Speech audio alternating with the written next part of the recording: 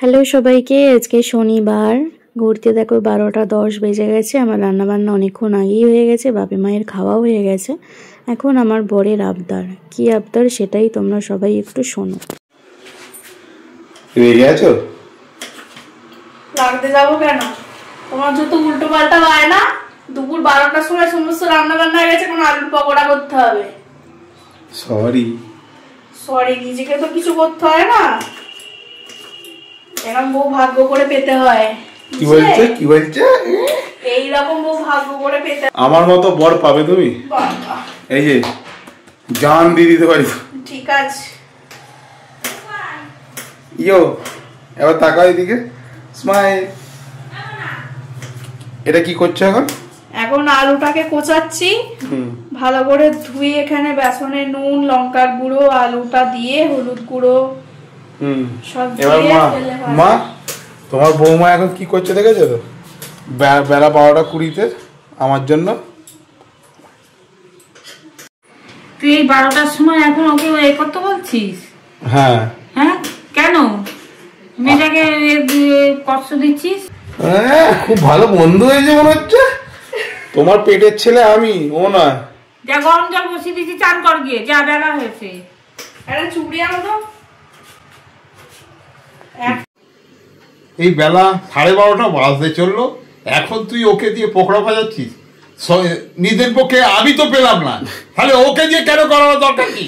তোর নিজে খাওয়ার জন্য সব মাখা হয়ে গেছে বেসনটা। হলুদ গুঁড়ো, লঙ্কার গুঁড়ো, নুন, একটু কালো জিরে আর জল দিয়ে মেখেছি। আরও মশলা অ্যাড করা যায়, জিরে গুঁড়ো, ধনে গুঁড়ো, কিন্তু আমি ওগুলো অ্যাড করিনি আর কি।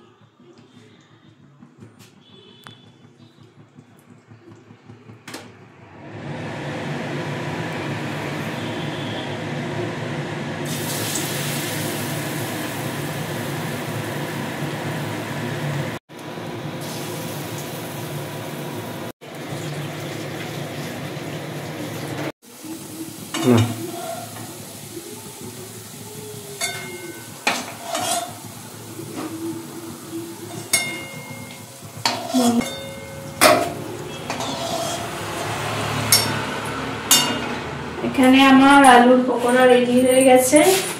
তোমরা যদি খেতে চাও চলে আসো। এখন আমি স্নান করতে যাচ্ছি। বাবাকে বললাম তুমি এগুলো একটু ভেজে রাখো। ওই যা,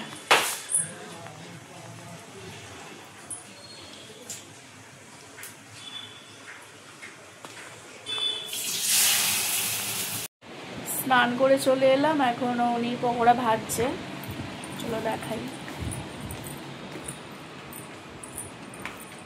এখনো পকোড়া ভাজা হয়নি? হয়ে গেছে, এটা ফার্স্ট রাউন্ড হয়েছে, দ্বিতীয় রাউন্ডে ক্রিস্পি করে দেবো। আচ্ছা, দুবার করে ভাজবে? তেল গরম হতে দিয়ে দিয়েছে।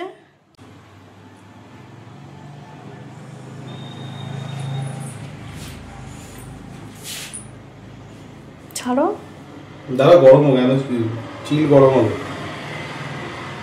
পুড়ে যাবে তাহলে অত গরম হলে। কিচ্ছু পুড়বে না।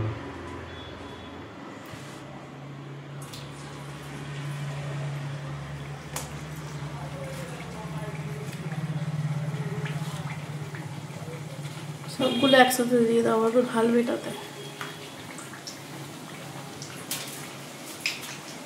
তপ্তবে করেই তো রাখা আছে।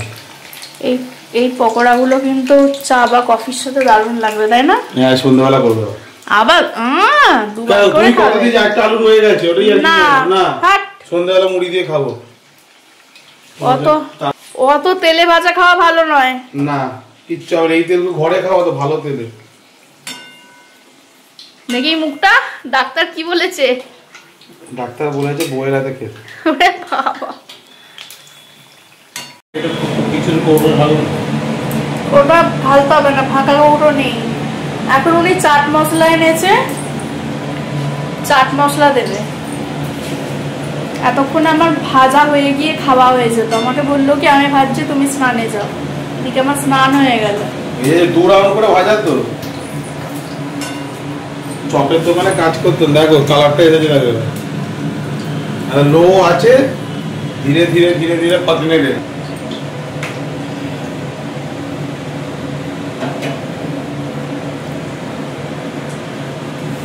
ইয়ে হলে ভালো হতো। ছুরি ওখানে ছুরিটা নেই মানে গামলা হলে ভালো হতো। কেন গামলা কি করবে? হ্যাঁ এটাতেই করো। এখন ঘড়িতে কটা বাজে? 1টা বাজে।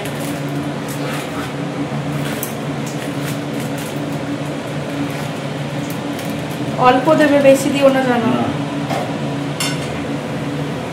আবার খাওয়ার সময় দেখা হচ্ছে।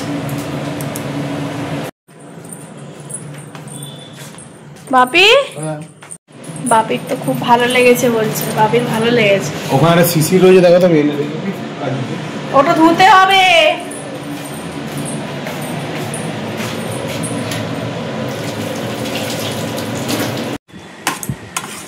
শাক খেতে হবে কিন্তু, খাবে না বললে হবে না। আজকে রান্না করেছিলাম পালং শাকের চচ্চড়ি আম তেল দিয়ে। আমার মা যে আম তেলগুলো পাঠিয়েছিল আমার জন্য, সেই আম তেলটা দিয়েই করেছিলাম। আর ট্যাংরা মাছ এনেছিল, সেটা দিয়ে আলু দিয়ে একটা আলু পেঁপে দিয়ে ঝোল করেছিলাম। আর আগের দিনের চিকেনটা ছিল। বাবাইকে ওটাই জিজ্ঞেস করছিলাম কেমন হয়েছে এই পালং শাকটা। বাবাই বলছে দারুণ। বাবাই লাল শাক আর এই পালং শাকটা খেতে খুবই ভালোবাসে। আজকের ভিডিওটা যদি ভালো লেগে থাকে লাইক কমেন্ট শেয়ার করে দিও। টাটা।